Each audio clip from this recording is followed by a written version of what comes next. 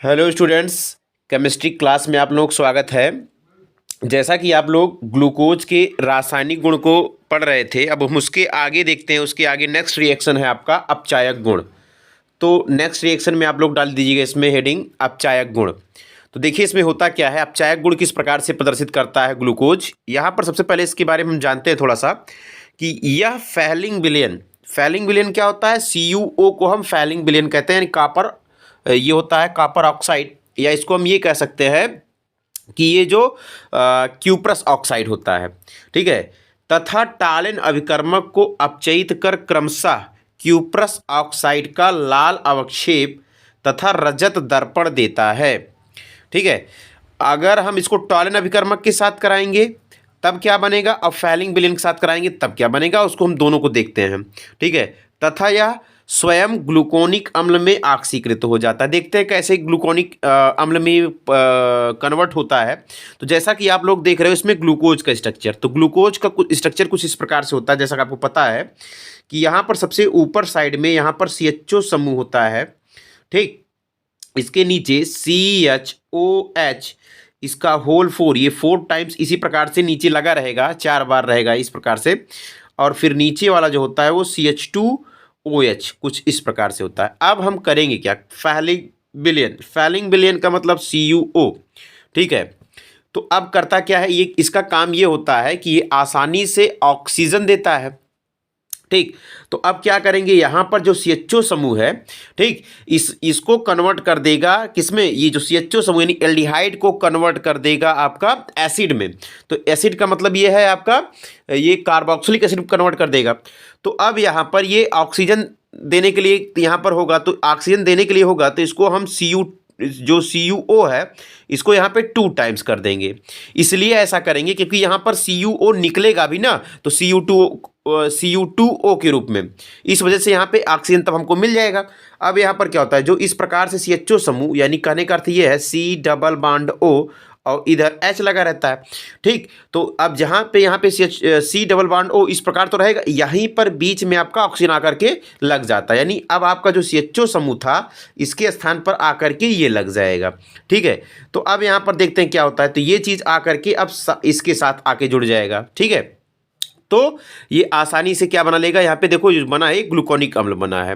अब हम इसमें समझने का प्रयास करते हैं ग्लूकोनिक एसिड बन कैसे गया, कि जैसे यहाँ पर COOH ये समूह हो गया और नीचे रहेगा CHOH का होल 4 इस प्रकार से रहेगा, और नीचे जो रहेगा CH2OH इस प्रकार से यहाँ पर जुड़ा रहता है। इसी को हम ग्लूकोनिक अम्ल बोलते हैं, ठीक। और साथ में जो आपका यहाँ पर जो बचा था CuO से जो यहाँ पे 2 टाइम्स था, जब ये इसका ऑक्सीजन यहाँ से हमने निकाल दिया 2 टाइम्स, तो यहाँ पर बन जाएगा CU2 और केवल एक ही बार ऑक्सीजन यहाँ पे बचा, बाकी एक ऑक्सीजन जो हमने यहाँ पे बीच में इसको लगा दिया, ठीक है। तो इस प्रकार से यहाँ पे लाल अवक्षेप, यानी इसका जो CU2O का ये लाल अवक्षेप देता है। तो इस प्रकार से ये आसानी से अपचयित हो जाता है। ये इसके कुछ अपचायक गुण हो गए।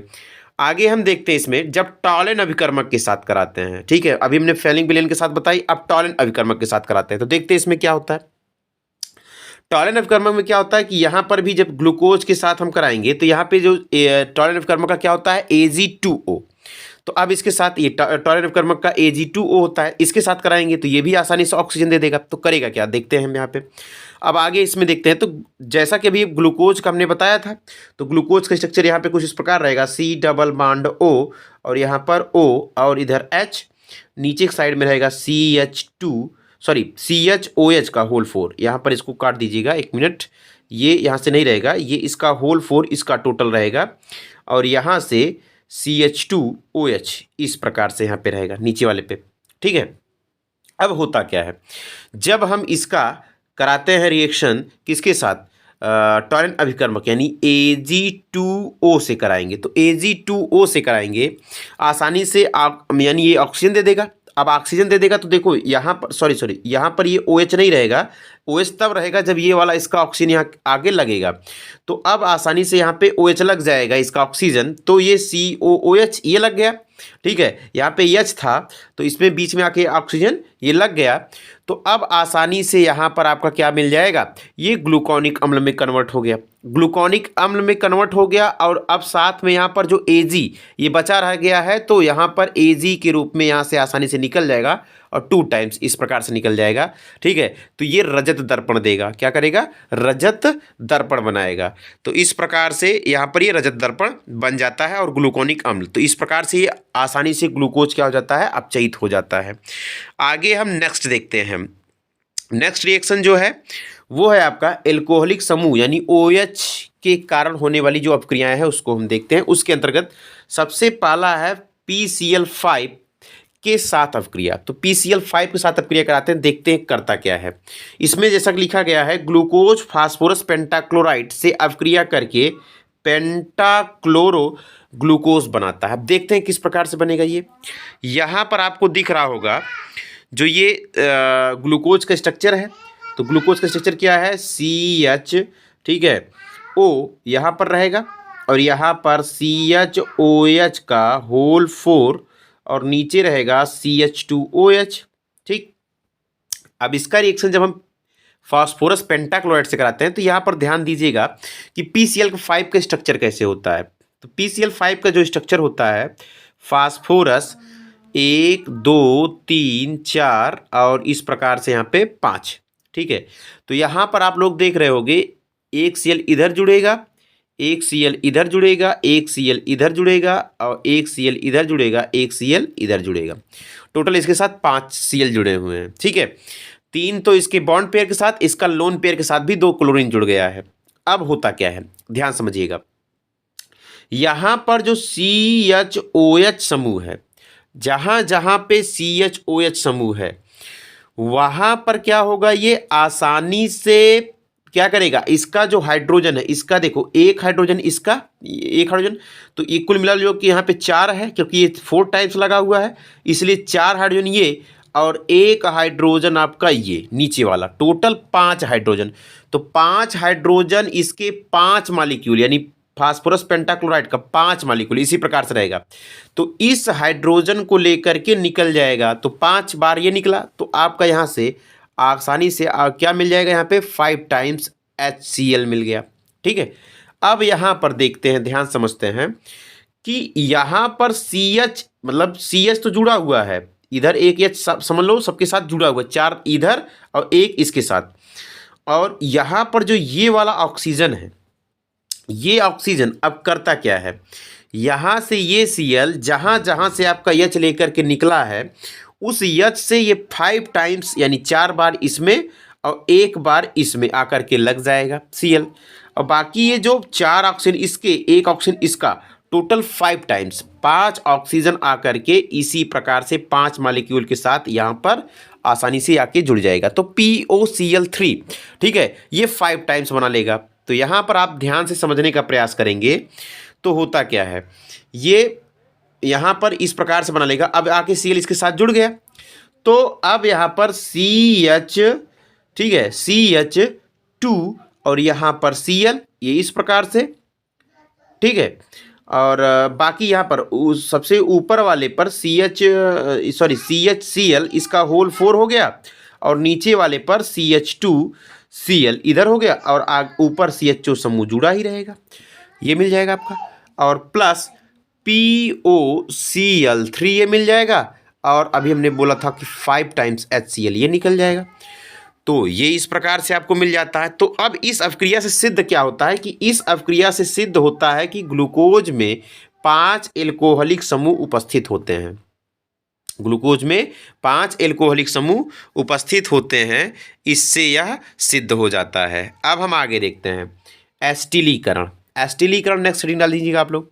तो एस्टिलीकरण के अंतर्गत क्या देखते हैं क्या होता है, ग्लूकोज एसिटिल क्लोराइड या एसिटिक एनहाइड्राइड के साथ अपक्रिया करके पेंटा एसिटिल ग्लूकोज देता है, जिससे ग्लूकोज की संरचना में 5 एल्कोहलिक समूह की उपस्थित व्यक्त होती है। अब होता क्या है, ध्यान समझने का प्रयास करते हैं। इसमें ये है ग्लूकोज, तो ग्लूकोज का स्ट्रक्चर कुछ इस प्रकार से होगा, यहाँ पर CHO और यहाँ पर CHOH का होल 4, जैसा कभी हमने कई बार बताया आपको, और यहाँ पर CH2OH कुछ इस प्रकार से होगा। अब हम इसका देखो एसिटिल क्लोराइड से करा रहे हैं, तो एसिटिल क्लोराइड से करा रहे हैं, देखो ध्यान समझोगे यहाँ पे CH3CO यहाँ पर Cl, ये इस प्रकार जुड़ा है।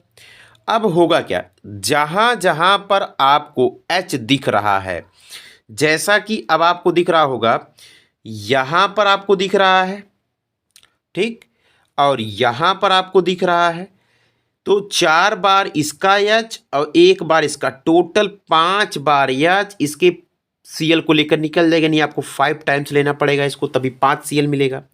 तो 5 बार ये निकल गया, यानी आपको रिएक्शन के फलस्वरूप क्या मिला, 5 टाइम्स HCl मिला। अब जहाँ से हमने Cl को निकाला है, वहाँ पर जा कर के ये टोटल समूह जो यहाँ पे CH3CO समूह है, ये आकर के इसी के साथ यहाँ पर आके जुड़ जाएगा। तो आप देखने का प्रयास करोगे तो यहाँ पर देखेंगे, तो जहाँ जहाँ से हमने H को निकाला था इसके, वहाँ पर ये COCH3 देखो इधर जुड़ गया, और आ करके यहाँ पर भी COCH3 आके जुड़ गया, ठीक है। तो यही आपको मिल जाएगा, पेंटा एसिटिल ग्लूकोज मिल जाता है। रिएक्शन जैसा कि आप लोगों को समझ में आ गया होगा, ये एसिटिलीकरण कैसे हुआ इसका, ठीक है। तो ये इस प्रकार से ग्लूकोज का एसिटिलीकरण हो गया। आगे नेक्स्ट जो रिएक्शन है, बड़ा इंपॉर्टेंट रिएक्शन ये है आपका HI, ठीक है, यानी हाइड्रोजन आयोडाइड तथा लाल फास्फोरस के साथ इसको जब गर्म करते हैं तो रिएक्शन के फलस्वरूप क्या मिलता है, इसको हम ध्यान से समझने का प्रयास करते हैं। अब यहाँ पर HI के साथ हम क्रिया कराएंगे, ठीक है, साथ में फास्फोरस के साथ इसको गर्म करते हैं, तो क्या होगा देखते हैं। यह 373 केल्विन पर गर्म करने पर एन हेक्सेन देता है। एन हेक्सेन का मतलब सीधी श्रृंखला, ठीक है, जिससे यह सिद्ध होता है कि ग्लूकोज में 6 कार्बन परमाणु सीधी श्रृंखला में जुड़े हुए होते हैं। अब ये मिलेगा कैसे, ध्यान समझने का प्रयास करते हैं, बड़ा इंपॉर्टेंट रिएक्शन है ये। जैसा कि आप जानते हो ग्लूकोज स्ट्रक्चर भी आप जानते हो, बनाने का प्रयास करते हैं। यहाँ पर 6 कार्बन कुछ इस प्रकार से होगा, 1 2 3 4 5 6 हो गया। ऊपर वाले पर यहाँ पर COH समूह इस प्रकार रहेगा, इस वाले पर यहाँ पर OH था, इधर H रहेगा, इधर H रहेगा, इधर OH रहेगा, इधर OH रहेगा, इधर H रहेगा, इधर OH रहेगा, इधर H रहेगा, इधर H, इधर भी H, और नीचे की साइड में भी H रहेगा, इस कार्बन के साथ नीचे की साइड में H रहेगा, ठीक है। यहाँ तक बात समझ में आ गई, ठीक। यहाँ पे ये OH था। अब हम करते क्या हैं, देखो ध्यान समझेंगे। इसका रिएक्शन हम करा रहे हैं HI से करा रहे हैं, HI से करा रहे हैं। अब HI से जहाँ जहाँ हम कराएंगे ध्यान से समझने का प्रयास करते हैं। यहाँ पर जहाँ भी आपको दिख रहा है ऑक्सीजन दिख रहा है, यानी और OH दिख रहा है, उस ऑक्सीजन और OH को हटाने का प्रयास हम करेंगे। तो देखो एक ऑक्सीजन ये है, तो एक ऑक्सीजन को हटाने के लिए 2 हाइड्रोजन की आवश्यकता पड़ेगी। तो 2 हाइड्रोजन देखो इसके लिए, इस टोटल के लिए आपका 2 हाइड्रोजन लग गया, ठीक है।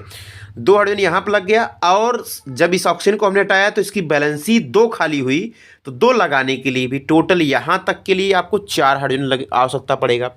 2 इस ऑक्सीजन को हटाने के लिए, और 2 जो बैलेंसी खाली हुई है वहाँ पर हाइड्रोजन लगाने के लिए भी, ठीक है। ये इस प्रकार से हो गया, तो टोटल 4 लग गया आपका पहले वाले कार्बन के लिए। अब दूसरे के लिए देखो, यहाँ पर इस OH समूह को 1 हाइड्रोजन लेकर जाएगा, ठीक है। तो अब हम इसी में जोड़ दिए टोटल, अभी हम जोड़ रहे हैं इस दूसरे वाले कार्बन पर, और जहाँ से हम OH को हटाए वहाँ पर H जोड़ेंगे भी तो 2 इसको भी लग गया, 2 हाइड्रोजन यहाँ पर भी लग गया। अगले वाले में देखते हैं, यहाँ पर जो OH समूह है इसको हटाने के लिए, और साथ पे इस पे 1 हाइड्रोजन जोड़ने के लिए भी, ठीक है, इस OH को हटाने के लिए, और साथ में इस पे 1 H जोड़ने के लिए। जो OH हम हटा रहे हैं अभी वो H2O बनाएगा आगे चल के, इसको याद रखिएगा, लेकिन अभी यहाँ पे हाइड्रोजन जुड़ेगा भी। तो टोटल इस कार्बन के लिए भी आपको 2 लग गए हाइड्रोजन, ठीक है। अगले वाले कार्बन पे देखते हैं। अब यहाँ पर एक OH समूह इस पर भी है, तो यहाँ पर भी सेम इसी प्रकार से इस OH को हटाने के लिए और प्लस इस पे H लगाने के लिए 2 फिर और जरूरत पड़ेगी आपको हाइड्रोजन की। अगले वाले पे जाते हैं अब, तो यहाँ पर भी देखो इस OH को हटाने के लिए और साथ में इस पे हाइड्रोजन लगाने के लिए, तो इस पे भी 2 लगेगा। फिर अगले वाले पे जाते हैं, तो यहाँ पर भी इस OH को हटाने के लिए और साथ पे इस पे H लगाने के लिए, तो टोटल इस पे भी 2 लगेगा। अब कितने टोटल हाइड्रोजन हुए इसको जोड़ते हैं हम।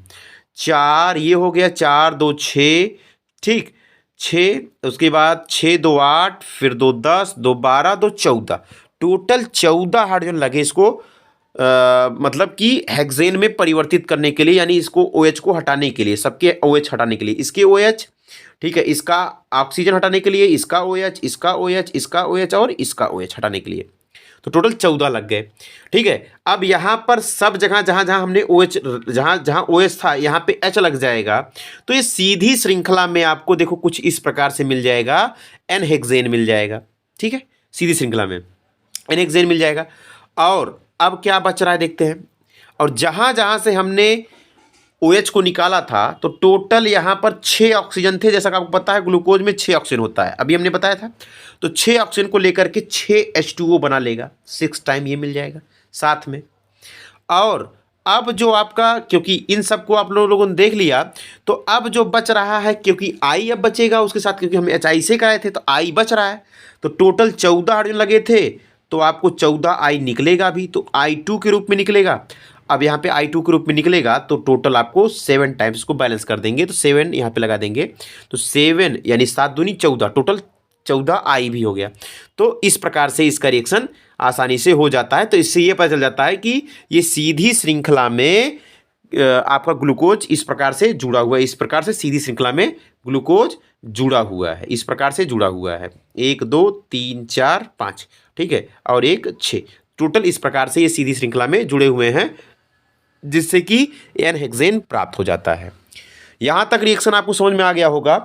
तो लगभग रिएक्शन, इसके जो ग्लूकोज के रिएक्शंस थे, इंपॉर्टेंट रिएक्शन, वो यहाँ पर आपके समाप्त होते हैं। इसमें अगर किसी भी प्रकार की आपको कोई प्रॉब्लम होगी तो आप लोग कमेंट बॉक्स में कमेंट जरूर कीजिएगा, ठीक है, ताकि हम आपको उस वीडियो को पुनः प्रोवाइड कर दें। धन्यवाद।